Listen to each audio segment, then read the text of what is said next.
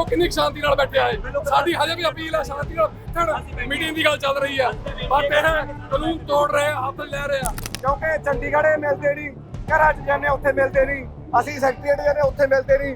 सारी अफसरशाही, सारा सैकटरीएट, सारे वजीर, सारे MLA तो इत्थे ने। ਅਸੀਂ ਕਹਿੰਦੇ ਵੀ ਸਾਨੂੰ ਕੋਈ ਤਾਂ ਮਿਲ ਲੋ। ਇਹ ਚੀਮੇ ਨੂੰ ਜਿੰਨੂੰ ਮਰਜ਼ੀ ਸਾਡਾ ਨਾਮ ਹੀ ਲੈ ਦਿਓ, ਸਾਡੇ ਬੰਦੇ ਇਹਨਾਂ ਦੇ ਨਾਲ ਆਪਦਾ ਤੇਲ ਫੂਕ ਕੇ ਸਰਕਾਰ ਬਣਾਈ ਹੈ। ਮੈਂ ਮੁੱਖ ਮੰਤਰੀ ਨੂੰ ਮੂੰਹ ਤੇ ਕਿਹਾ ਸੀ ਕਿ ਜਨਾਬ ਹਰਾ ਪੈਨ ਚਲਾਉਣਾ ਨਾ ਚਲਾਉਣਾ ਵੱਖਰੀ ਗੱਲ ਹੈ, ਆਪਦਾ ਹਰਾ ਪੈਨ ਵਾਪਸ ਹੀ ਲੈ ਆਓ। ਦਿੱਲੀ ਵਾਲੇ ਤੁਹਾਡੀ ਜੇਬ ਚੋਂ ਕੱਢ ਕੇ ਲੈ ਗਏ। ਬਾਈ ਪ੍ਰਮੋਸ਼ਨ ਕੱਲ ਦਾ ਇਹਨਾਂ ਦਾ ਬਿਆਨ ਪੜ੍ਹ ਲਓ ਸੈਕਟਰੀ ਦਾ। ਇਹ ਕਹਿੰਦੇ ਵੀ ਅਸੀਂ ਬਾਈ ਪ੍ਰਮੋਸ਼ਨ ਟੀਚਰ ਨੂੰ ਪੜਾਂਗੇ।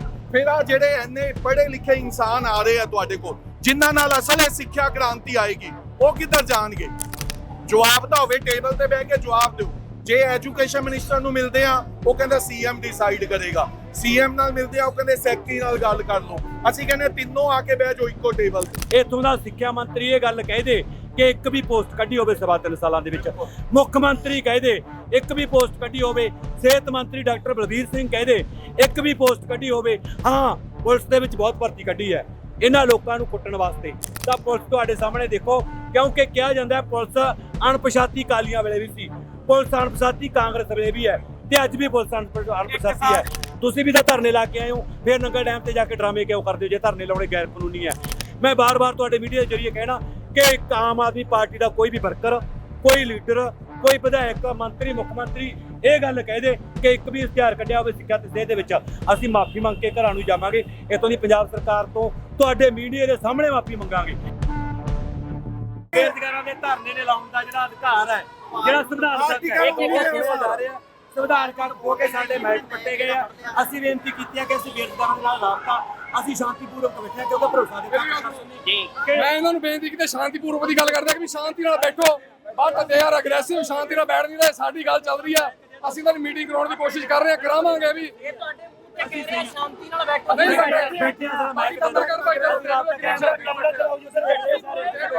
ਤੁਸੀਂ ਸ਼ਾਂਤੀ ਭੰਗ ਕਿਉਂ ਕੀਤੀ? ਇਹ ਤਾਂ ਤੁਹਾਡੇ ਸਾਹਮਣੇ ਕਹਿ ਰਿਹਾ ਸ਼ਾਂਤੀ ਭੰਗ। ਤੁਹਾਨੂੰ ਦੇਖੀ ਆ ਸਾਰੇ ਪੱਤਰਕਾਰਾਂ ਨੂੰ ਬੇਨਤੀ, ਦੇਖੋ ਕਿੰਨੀ ਸ਼ਾਂਤੀ ਨਾਲ ਬੈਠੇ ਆਏ। ਸਾਡੀ ਹਜੇ ਵੀ ਅਪੀਲ ਹੈ ਸ਼ਾਂਤੀ ਨਾਲ ਬੈਠਣ। ਮੀਟਿੰਗ ਦੀ ਗੱਲ ਚੱਲ ਰਹੀ ਹੈ ਬਟ ਇਹ ਕਾਨੂੰਨ ਤੋੜ ਰਹੇ ਆ, ਹੱਥ ਲੈ ਰਹੇ ਆ। ਤੁਸੀਂ ਮੀਟਿੰਗ ਕਰਨੀ ਹੈ, ਮੀਟਿੰਗ ਮੀਟਿੰਗ ਹੈ ਜੀ। ਮੈਂ ਤੁਹਾਨੂੰ ਦੱਸਦਾ ਭਰੋਸਾ ਹੈਗਾ, ਇਹ ਕਹਿੰਦੇ ਜਮਾ ਨਹੀਂ ਹੈਗਾ ਸਾਡਾ। ਅਸੀਂ ਤੁਹਾਨੂੰ ਦੱਸ ਦੇਣਾ ਚਾਹੁੰਦੇ ਆ, 1.5 ਸਾਲ ਤੋਂ ਸਿੱਖਿਆ ਮੰਤਰੀ ਨੇ ਸਾਡੇ ਨਾਲ ਇੱਕ ਮੀਟਿੰਗ ਨਹੀਂ ਕੀਤੀ। ਬਾਰ-ਬਾਰ ਸੈਕਟਰੀਏਟ ਜਾ ਰਹੇ ਆ, ਬਾਰ-ਬਾਰ ਪੰਜਾਬ ਭਵਨ ਜਾ ਰਹੇ ਆ। ਸਾਨੂੰ ਬਕਾਇਦਾ ਲੈਟਰ ਆਉਂਦਾਗਾ ਸਿੱਖਿਆ ਦਫ਼ਤਰ ਵੱਲੋਂ, ਇਹਨਾਂ ਦੇ ਸਿੱਖਿਆ ਮੰਤਰੀ ਵੱਲੋਂ। ਅਸੀਂ ਆਨੰਦਪੁਰ ਧਰਨਾ ਲਾਇਆ ਕਿ ਤੁਹਾਡੀ 6 ਤਰੀਕ ਦੀ ਮੀਟਿੰਗ ਆ, 6 ਤੋਂ ਬਾਅਦ ਕੈਂਸਲ ਕਰਕੇ 12 ਦੀ ਆ। 1.5 ਸਾਲ ਹੋ ਗਿਆ ਸਿੱਖਿਆ ਮੰਤਰੀ ਨੇ, ਹਲੇ ਤੱਕ ਉਹਦੇ ਕੋਲ ਕੋਈ ਜਵਾਬ ਨਹੀਂ ਹੈਗਾ। ਅਸੀਂ ਕਹਿੰਦੇ 3.5 ਸਾਲਾਂ ਦੇ ਵਿੱਚ ਤੁਸੀਂ ਕਿਹੜੀ ਭਰਤੀ ਦਿੱਤੀ ਆ ਸਾਨੂੰ? ਅੱਜ ਇਹ ਕਹਿੰਦੇ ਦਵਾਵਾਂਗੇ ਮੀਟਿੰਗ, ਕਹਿੰਦੇ ਦਵਾਵਾਂਗੇ, ਇਹ ਕਹਿੰਦੇ ਦਵਾਵਾਂਗੇ ਮੀਟਿੰਗ। ਅਸੀਂ ਇਹ ਸਾਨੂੰ ਹਰ ਵਾਰੀ ਸੰਗਰੂਰ ਧਰਨਾ ਹੁੰਦਾ, ਉੱਥੋਂ ਦੇ ਅਫਸਰ ਕਹਿ ਦਿੰਦੇ ਦਵਾਵਾਂਗੇ ਮੀਟਿੰਗ। ਆਨੰਦਪੁਰ ਸਾਹਿਬ ਦੇ ਅਫਸਰ ਆ ਉਹ ਕਹਿੰਦੇ ਦਵਾਵਾਂਗੇ, ਜਦੋਂ ਬਾਅਦ ਚ ਫੋਨ ਲਾਉਣੇ ਆ ਉਹ ਕਹਿੰਦੇ ਜੀ ਸਾਡੇ ਤਾਂ ਬੱਸ 'ਚ ਨਹੀਂ, ਅਸੀਂ ਕਰੀਏ। ਇਹੋ ਜੀ ਮੰਗ ਕਿਹੜੀ ਹੈ ਜਿਹੜੀ ਅੜੀ ਪਈ ਹੈ, ਪੂਰੀ ਹੋਈ ਨਹੀਂ ਰਹੀ? ਇਹਨਾਂ ਨੌਜਵਾਨਾਂ ਦੀ ਗੱਲ ਸੁਣਨਾ ਹੀ ਨਹੀਂ ਚਾਹੁੰਦੇ। ਅਸਲ ਦੇ ਵਿੱਚ 2021 ਦੇ ਵਿੱਚ 343 ਪੋਸਟਾਂ ਆਉਂਦੀਆਂ ਨੇ ਲੈਕਚਰਰ ਦੀਆਂ। 2022 ਦੇ ਵਿੱਚ ਉਹ ਫਾਰਮ ਭਰਾਇਆ ਗਿਆ। 3.5 ਸਾਲ ਹੋ ਗਏ, ਹਲੇ ਤੱਕ ਪੇਪਰ ਨਹੀਂ ਲਿਆ। ਅਸੀਂ ਕਿੱਧਰ ਜਾਈਏ?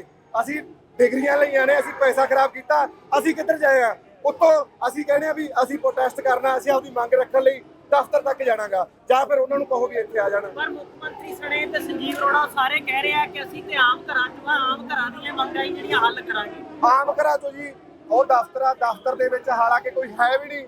ਆ ਤੁਸੀਂ ਪੁਲਿਸ ਦੇਖ ਸਕਦੇ ਹੋ, ਘੱਟੋ ਘੱਟ ਲੁਧਿਆਣਾ ਕੀ ਬਾਹਰ ਦੇ ਬਹੁਤ ਜ਼ਿਆਦਾ ਪੁਲਿਸ ਆ ਜਿਹੜੀ ਇੱਥੇ ਲਾਈ ਗਈ ਆ, ਕਿਉਂਕਿ ਉਹਨਾਂ ਨੂੰ ਪਤਾ ਕਿ ਸਾਡੇ ਕੋਲੇ ਜਵਾਬ ਨਹੀਂ ਹੈਗਾਗਾ। ਸਿੱਖਿਆ ਮੰਤਰੀ ਕੋਲੇ, ਮੁੱਖ ਮੰਤਰੀ ਕੋਲੇ ਕੋਈ ਜਵਾਬ ਨਹੀਂ ਹੈਗਾ ਕਿ ਪੰਜਾਬ ਦੇ ਬੇਰੁਜ਼ਗਾਰਾਂ ਨੂੰ ਅਸੀਂ ਰੁਜ਼ਗਾਰ ਦੇਣਾਗਾ। ਇਸ ਕਰਕੇ ਅਸੀਂ ਬਾਰ-ਬਾਰ ਕਹਿ ਰਹੇ ਆ, ਸਾਨੂੰ ਬਾਰ-ਬਾਰ ਇਹ ਕਿਹਾ ਜਾਂਦਾ ਕਿ ਅਸੀਂ ਮੀਟਿੰਗ ਕਰਾਂਗੇ। ਉਹ ਕਿਹੜੇ ਦਰਵਾਜ਼ੇ ਜਿਹੜੇ ਖੁੱਲੇ ਆ? ਕਹਿੰਦੀ ਵੀ ਖੁੱਲੇ ਆ ਦਰਵਾਜ਼ੇ ਸਾਡੇ। ਕੋਈ ਦਰਵਾਜ਼ਾ ਨਹੀਂ ਖੋਲਿਆ ਹੈਗਾ ਜੀ, ਕੋਈ। ਅਸੀਂ ਤਾਂ ਕਹਿੰਦੇ ਆ, ਅਸੀਂ ਆ ਬੈਠੇ ਆ, ਅਸੀਂ ਆ ਬੈਠੇਗੇ, ਅਸੀਂ ਬੈਠੇ ਆ। ਤੁਹਾਡੇ ਮੂੰਹ ਤੋਂ ਹੀ ਕਹਿ ਕੇ ਗਈ ਆ, ਕਹਿੰਦੇ ਇਹਨਾਂ ਨੇ ਲਾਅ ਐਂਡ ਆਰਡਰ ਭੰਗ ਕੀਤਾ। ਅਸੀਂ ਪ੍ਰੋਟੈਸਟ ਕਰ ਰਹੇ ਆ। ਆਰਟੀਕਲ 19 ਦੇ ਥਰੂ ਸਾਡਾ ਰਾਈਟ ਹੈਗਾ, ਅਸੀਂ ਪ੍ਰੋਟੈਸਟ ਕਰਾਂਗੇ, ਅਸੀਂ ਮਾਰਚ ਕਰਨਾਗੇ। ਅਸੀਂ ਕੋਈ ਰਸਤਾ ਨਹੀਂ ਬੰਦ ਕੀਤਾ, ਅਸੀਂ ਇੱਥੋਂ ਜਾ ਰਹੇ ਆ ਤੇ ਸਾਨੂੰ ਅੱਗੇ ਜਾਣ ਨਹੀਂ ਦਿੱਤਾ। ਜਾਣਾ ਕਿੱਥੇ ਆ? ਅਸੀਂ ਜਿਹੜਾ ਇਹਨਾਂ ਦਾ ਦਫ਼ਤਰ ਆ ਸੰਜੀਵ ਅਰੋੜਾ ਦਾ, ਅਸੀਂ ਉੱਥੇ ਜਾ ਕੇ ਅਸੀਂ ਬੈਠਾਂਗੇ ਵੀ ਭਾਈ ਸਾਡੇ ਨਾਲ ਗੱਲ ਕਰੋ। ਚੋਣਾਂ ਵਾਸਤੇ ਤੁਸੀਂ ਗੱਪ ਮਾਰ ਰਹੇ ਹੋ ਕਿ ਸਾਰਿਆਂ ਦੀ ਪਾਰਟੀ ਆ, ਆਮ ਆਦਮੀ ਪਾਰਟੀ ਆ, ਅਸੀਂ ਗੱਲ ਕਰਨ ਨੂੰ ਤਿਆਰ ਆ, ਪਰ ਆ ਤਾਂ ਰਹੀ ਨਹੀਂ ਇਹ। ਪਰ ਜਦੋਂ ਮੁੱਖ ਮੰਤਰੀ ਨੇ ਮੰਗ ਪੱਤਰ ਵੰਡਿਆ ਤੇ ਸਾਹਮਣੇ ਉਹ ਪੁੱਛਦੇ ਆ, ਕਹਿੰਦੇ ਕਿਸੇ ਤੋਂ ਕੋਈ ਰੁਪਈਆ ਲਿਆ, ਸਾਰਿਆਂ ਨੂੰ ਭਰਤੀ ਕੀਤਾ ਸੀ। ਉਹ ਅਸਲ ਦੇ ਵਿੱਚ ਨਾ ਜੀ ਉਹ ਭਰਤੀਆਂ ਨਹੀਂ ਹੈਗੀਆਂ। ਅਸਲ ਦੇ ਵਿੱਚ ਉਹ ਇੱਕ ਢੰਗ ਹੈਗਾ। ਅਸੀਂ ਬੇਰੁਜ਼ਗਾਰ ਸਾਂਝਾ ਮੋਰਚਾ ਪੰਜਾਬ ਵੱਲੋਂ ਅਸੀਂ ਪਿੱਛੇ ਨੂੰ ਅਸੀਂ ਇਹ ਕਹਿ ਰਹੇ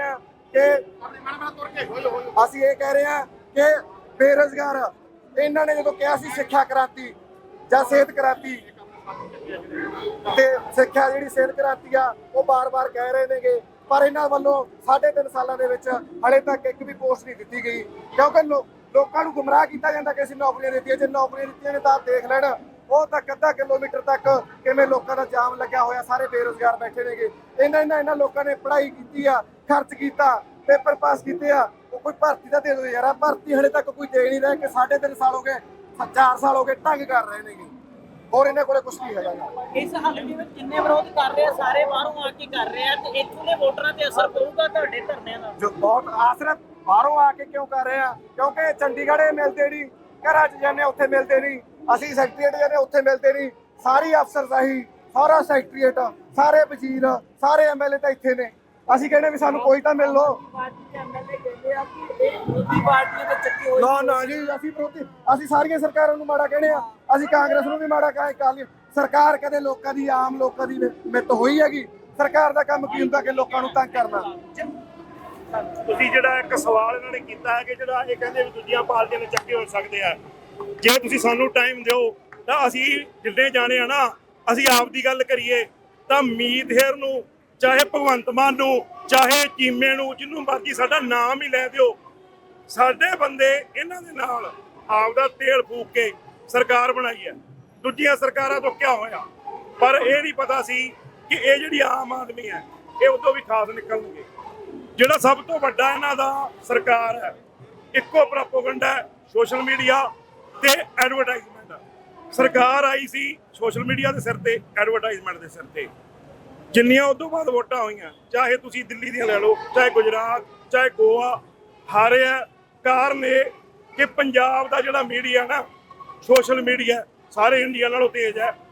ਸਾਡੀ ਆਵਾਜ਼ ਚਾਹੇ ਜਿੰਨੀ ਮਰਜ਼ੀ ਦਬਾ ਲੈਣ, ਤੁਸੀਂ ਖੜੇ ਹੋ ਆ ਮੀਡੀਆ ਦੇ, ਤੁਸੀਂ ਮਾਈਕ ਚੈੱਕ ਕਰ ਲਓ, ਜਿੰਨਾ ਚੰਗਾ ਮੀਡੀਆ, ਵੱਧ ਤੋਂ ਵੱਧ ਜਿਹੜਾ ਮੀਡੀਆ ਚੱਲਦਾ ਕਿਸੇ ਦਾ ਮਾਈਕ ਨਹੀਂ ਹੋਊਗਾ, ਨਾ ਹੀ ਇਹ ਤੇ ਕਵਰੇਜ ਕਰਦਾ।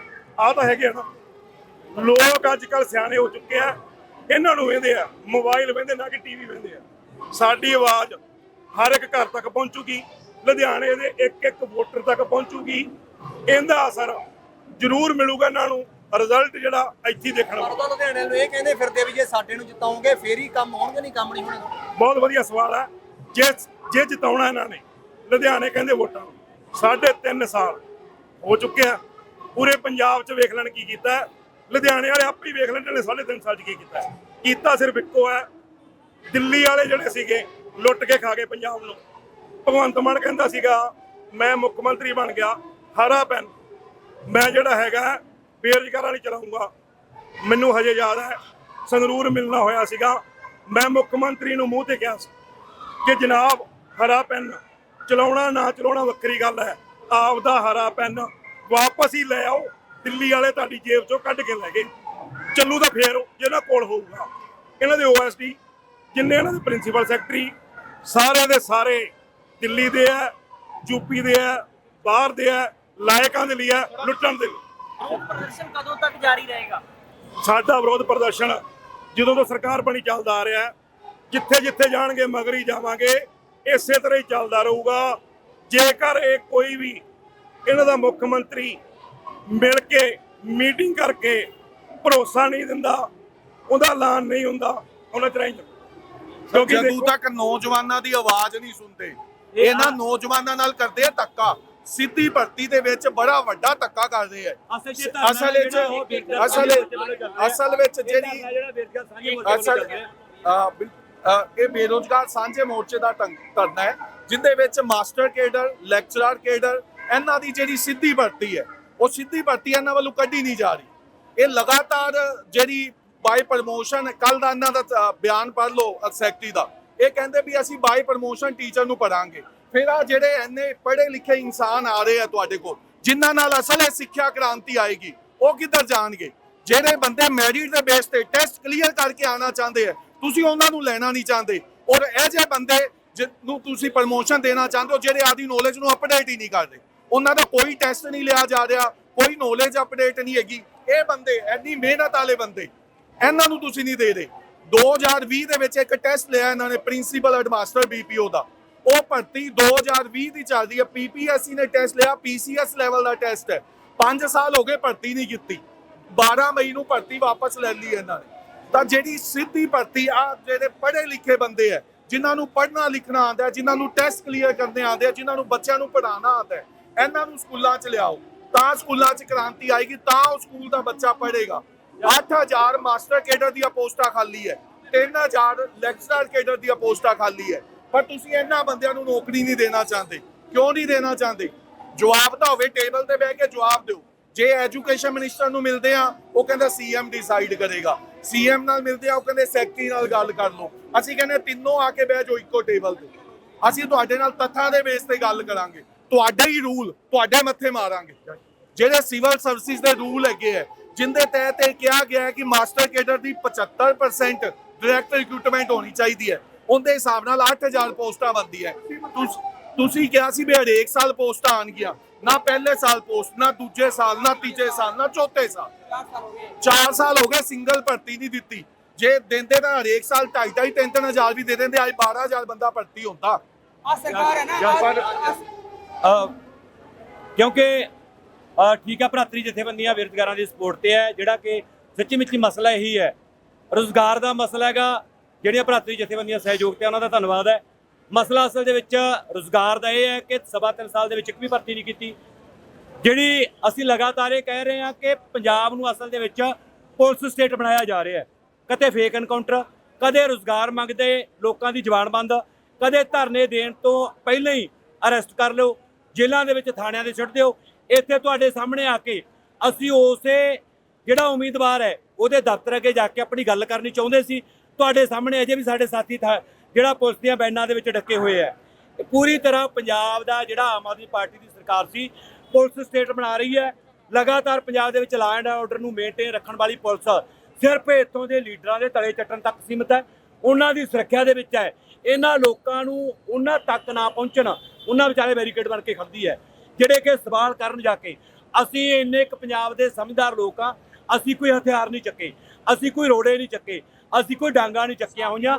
ਅਸੀਂ ਜਾ ਕੇ ਗੱਲ ਕਹਿਣੀ ਚਾਹੁੰਦੇ ਆ ਕਿ ਤੁਹਾਡੇ ਚੈਨਲਾਂ ਦੇ ਸਾਹਮਣੇ, ਮੀਡੀਆ ਦੇ ਸਾਹਮਣੇ ਇੱਥੋਂ ਦਾ ਸਿੱਖਿਆ ਮੰਤਰੀ ਇਹ ਗੱਲ ਕਹਿ ਦੇ ਕਿ ਇੱਕ ਵੀ ਪੋਸਟ ਕੱਢੀ ਹੋਵੇ 3.5 ਸਾਲਾਂ ਦੇ ਵਿੱਚ, ਮੁੱਖ ਮੰਤਰੀ ਕਹਿ ਦੇ ਇੱਕ ਵੀ ਪੋਸਟ ਕੱਢੀ ਹੋਵੇ, ਸਿਹਤ ਮੰਤਰੀ ਡਾਕਟਰ ਬਲਬੀਰ ਸਿੰਘ ਕਹਿ ਦੇ ਇੱਕ ਵੀ ਪੋਸਟ ਕੱਢੀ ਹੋਵੇ। ਹਾਂ, ਪੁਲਿਸ ਦੇ ਵਿੱਚ ਬਹੁਤ ਭਰਤੀ ਕੱਢੀ ਹੈ ਇਹਨਾਂ ਲੋਕਾਂ ਨੂੰ ਕੁੱਟਣ ਵਾਸਤੇ।